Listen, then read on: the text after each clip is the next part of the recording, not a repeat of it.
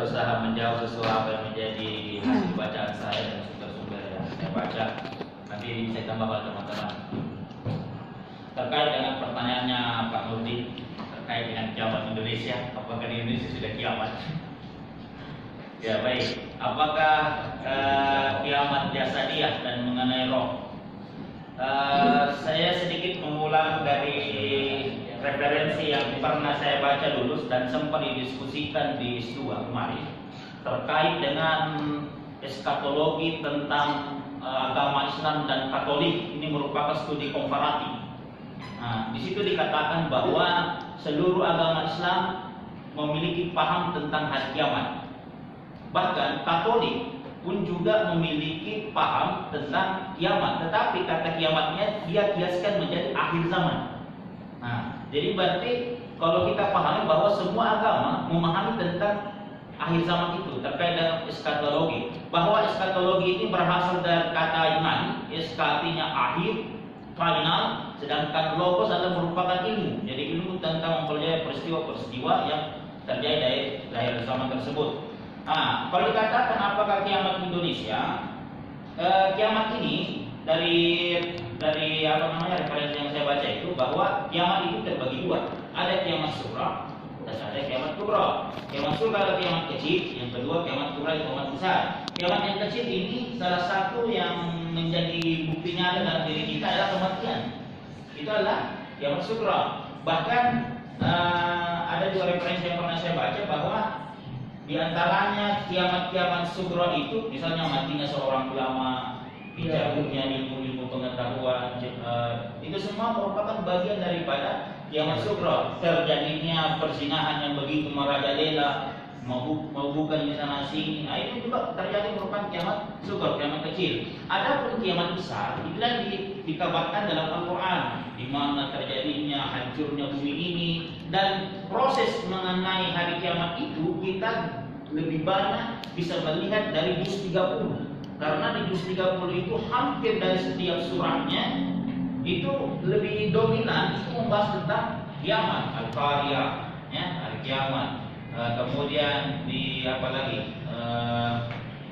At-takwir. Itu semua tentang hari kiamat. Meskipun dalam bukunya Prof. Muhammad Quraisyah mengatakan bahwa meskipun kata akhir kiamat, bahwa Al-Quran memiliki term-term atau padanan kata diistilahkan, misalkan yaumul akhir itu bisa juga yaumul mizan, yaumul hisab. Nah itu.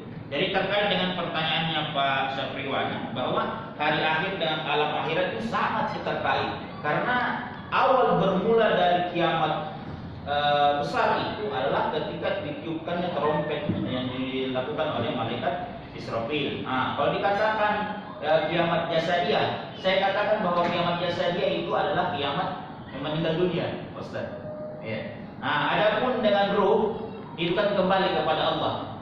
Jadi kalau misalkan narasi yang kemudian disampaikan oleh Pak Nurdin, ya bisa saja itu bahwa roh itu tidak ada mati tapi dia kembali kepada Allah. Dan saya juga pernah baca bukunya tentang Ar-Ruh karangan Ibnu Qayyim al-Jauziyah, dikatakan seperti itu, bahwa sesungguhnya ketika manusia meninggal dunia, jasadnya dia terkumpul tapi rohnya masih ini.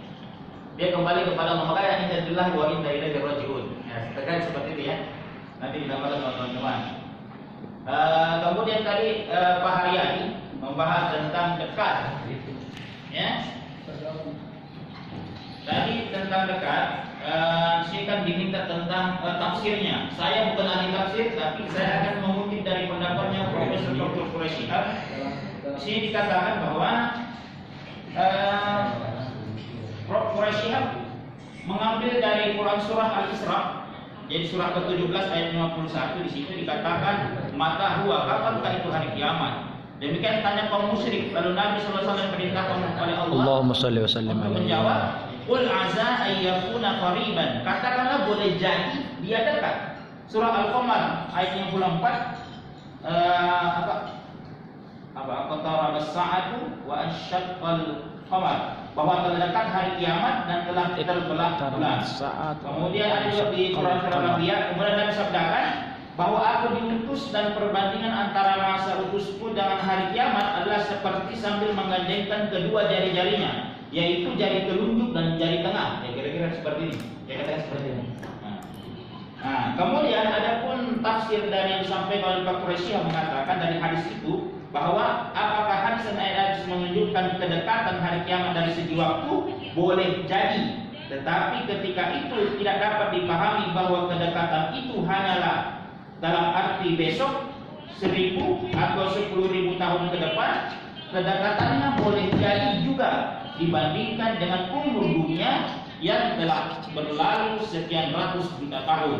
Tetapi boleh jadi juga hadis dan ayat-ayat tersebut tidak menginformasikan kedekatan dalam arti waktu. Itu menurut Profesor Presya.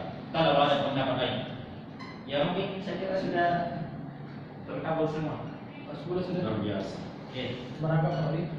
Kalau terkait dengan Pak Haji Nasrullah, saya kira dengan menggambarkan dari sabda Nabi tentang dunia ini yang begitu sudah tua ya tadi, bahwa Allah menciptakan secara kosmologi ini kan dalam keadaan berpasang-pasangan, ya seimbang. Jadi ada akhir, ada awal. Jadi hukum positif kayak gitu. Ada perempuan, ada laki-laki kayak gitu ya. Mungkin pertanyaannya Pak Nur tindakan kayaknya masih ada teman-teman masih ambigu nih antara ini beliau ini menanyakan menurut analisis pemateri sumber ini apakah negara kita ini ya sudah bisa dikatakan kiamat Indonesia. Itu yang Pak ini satu pertanyaan beliau Pak Nur tindakan. Karena dia kayaknya ada unsur-unsur politik lah. Coba bicara dulu yang kiamat ya. Apanya kiamat dulu ini kayaknya dia bukan tentang kiamat yang sugro-kugro, tapi dia kiamat ya mungkin dari segi perekonomian atau apa karena dia menginginkan negara kita ya. Iya baik. Artinya ini kan diminta pendapat saya. Artinya sudut pandang saya ketika melihat sesuatu. Jadi ketika kita berbicara tentang pendapat, bahwa semua orang bisa berbeda pendapat tergantung dari sudut pandang mana yang dia lihat. Betul. Tapi kalau saya lihat bahwa di Indonesia ini sudah kiamat, dalam artian kiamat kecil, ya, di luar daripada kematian itu. Tapi berdasarkan dari argumen atau pernyataan yang saya dapatkan itu bahwa seperti tercabutnya ilmu melalui diambilnya oleh para ulama, dan itu banyak terjadi di Indonesia sekarang. Ya, banyaknya ulama-ulama yang sudah kriminalisasi, persinahan dibiarkan begitu saja, hukum yang mulai tumpul ke atas, tajam ke bawah. Menurut Kiai Sunan Indonesia mengatakan begini, hukum di Indonesia ini tumpul ke atas, tajam ke bawah. Ketika rakyat kecil yang bersalah, yang bersalah, dia pura-pura nanti dia merusak Indonesia.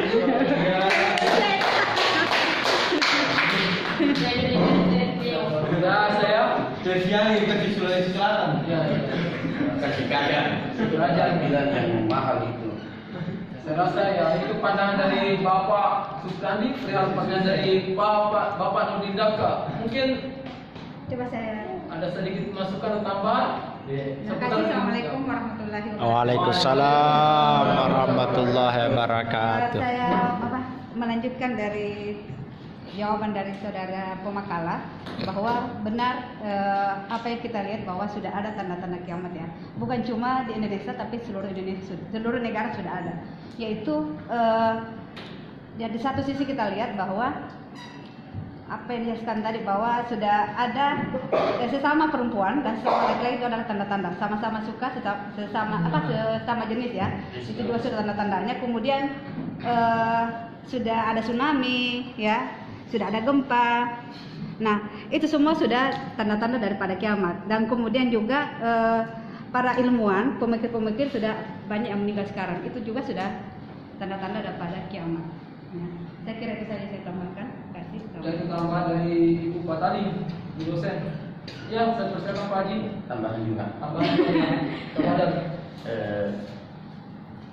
Saya pikir begini, kita berbicara soal kiamat itu tidak berbicara masalah terkait dengan satu negara saja. Iya. Karena kiamatnya dunia ya semua. Jadi kita harus memandang global ini bahwa kiamat itu akan terjadi untuk seluruhnya. Bisa saja teman-teman kita di Aceh pada tanggal 26 kemarin itu tahun 2006 itu terjadi tsunami besar, kemudian yang meninggal di sana itu menganggap bahwa itu adalah kiamat, ya, Di Palu. dan mereka begitu juga yang di Palu, mereka tidak lagi sudah selesai sampai di situ, merasakan banjir bandang dan sebagainya itu yang menghanyutkan mereka, yang membuat mereka meninggal. Itulah kiamat bagi mereka. Walaupun ternyata itu lokal, terjadinya hanya di sana, tidak sampai di kita di sini, bahwa ternyata itu belum kiamat. Kemudian prediksi mengatakan 2012 kemarin akan terjadi kiamat, yang namanya juga prediksi ya, bisa ya bisa tidak. Ya. Tetapi yang pasti kiamat itu akan datang dalam dua bentuk. Mungkin secara kolektif, ya, yang akan menghancurkan semua. Ketika itu sama yang terjadi di Makassar dengan yang terjadi di Amerika sana, di Iran sana pada waktu itu, semua akan hancur. Kedua, ya kiamat akan terjadi dalam bentuk personal, akan datang kepada tiap-tiap orang, ya, yang ketika misalnya kecelakaan terus meninggal dunia, dan itulah kiamat dunia. Begitu juga dengan yang sakit atau yang tidak sakit sama sekali, tiba-tiba meninggal, itulah kiamatnya, selesai hidup dia. Jadi pasti kiamat itu akan datang, dan belum ada prediksi yang pasti.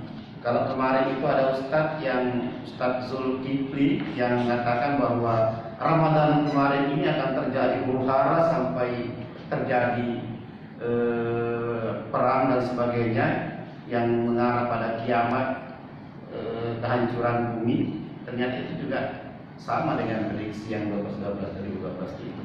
Sekali lagi bahwa hanya Allah yang bisa tahu segalanya dan memastikan, karena di ayat juga dikatakan ketika Nabi ditanya tentang yasalunaka 'anis sa'ah, tentang hari kiamat, ya hanya Allah yang lebih tahu. Walaupun Nabi mengatakan ada beberapa ciri-ciri, termasuk ciri-cirinya ketika misalnya seorang ibu telah melahirkan majikan, dan seorang penggembala kambing yang mampu membangun gedung bertingkat dan sebagainya.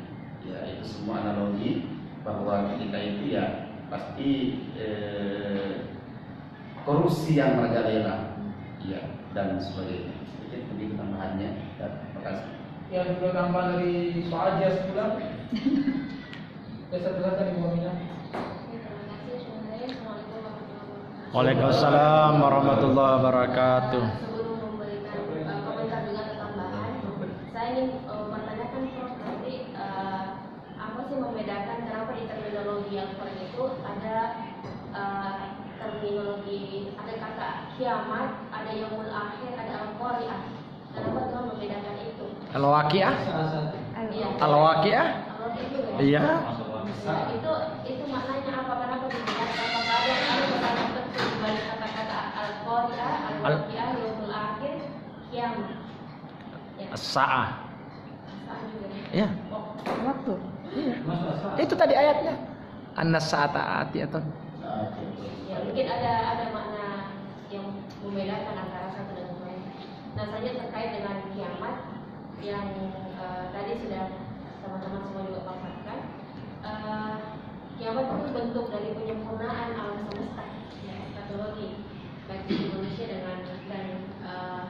sebaik-baik kesempurnaan. Nah, kesempurnaan apa yang kita tuju, inilah yang kita siapkan. Ini yang perlu kita siapkan, sampai bukan bagaimana menjadi kiamat. Karena kita melihat kiamat seperti apa itu sudah jelas di dalam Al-Quran. Yang perlu kita takuti itu sudah siapkan kita. Bekal. Sudah siapkan bekal kita. Itu yang perlu kita tuju. Sudah siap bekal. Itu sebenarnya harus kita lakukan, yang harus kita siapkan. Dan ada ada juga yang mengatakan tuh Dajjal itu akan muncul. Bahkan Dajjal kan artinya penipu besar. Dajjal itu sebenarnya sudah ada di mana-mana. Penipu besar bukan dikatakan Dajjal itu yang kepala mata satu, tetapi Dajjal secara maknawinya sudah banyak. Penipu besar itu bahkan secara hoax itu sudah di mana-mana. Bahkan hoax adik kuasa pun sangat merajalela saat ini. Jadi betul kalau dikatakan dekat karena kan perbandingan hari-hari di kiamat dengan hari dunia itu berbeda jauh. Kalau saya tidak salah ingat itu satu hari dunia itu sudah beberapa tahun akhirat. Jadi dekatnya itu dekat dunia, dekat dengan kabur dunia. Ada juga sempat saya ikuti sebuah video tentang perumpamaan masa-masa yang dihitung oleh Nabi Muhammad, bahwa umur manusia itu sudah sampai 1450 Hijriah. Ya, jadi sangat dekat sekali. Itu saya lupa hadisnya itu. Jadi ada masa Khulafaur Rasyidin, ada masa kerajaan, terus ada masa lagi saya lupa ininya, dan jelas itu Khilafah? Ya. Masa khilafah Turki Utsmani? Itu sudah Khulafaur Rasyidin. Itu Ya beda. dan seterusnya jelas di masa Khulafaur Rasyidin dan Khilafah Turki Utsmani beda. Jadi Meskipun sama-sama tempatnya khilafah. itu sudah ada di fase kita di mana fase 1440 Empat. Hijriah. Ya, jadi yang jelas saya sudah ada hadisnya itu, saya lupa apa redaksinya, yang jelas saya pernah ikuti. Berarti lagi 10 tahunan. Itu sudah sampai 14 6 tahunan. Hijriah. 6 tahun lagi. Saya kira seperti itu. Jadi Bukan ini begitu. perlu diluruskan Prof, apakah itu hadis lemah atau hadis seperti apa? Kita malah gelar dokter tidak tahu. Anakku baru 4 tahun lebih.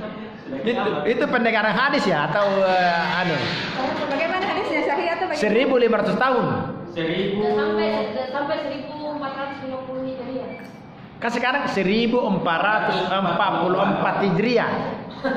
Kalau 1500-an berarti Nah, 1450-an. Saya belum melihat di mana saya pernah. ada pernah juga di enggak lama dong kiamatnya begitu. jadi hanya 3 tahun kita menyandang gelar dokter. Kiamat. Belum tentu juga. Ya, ini prediksinya Bu kajian bacaannya Bu Aminah. Seperti itu. Bahkan ada yang mengatakan di detik ini saja kalau tidak ada lagi yang berdetak di kepalanya atau di jantungnya Allah itu kata-kata Allah, detik ini juga kiamatnya.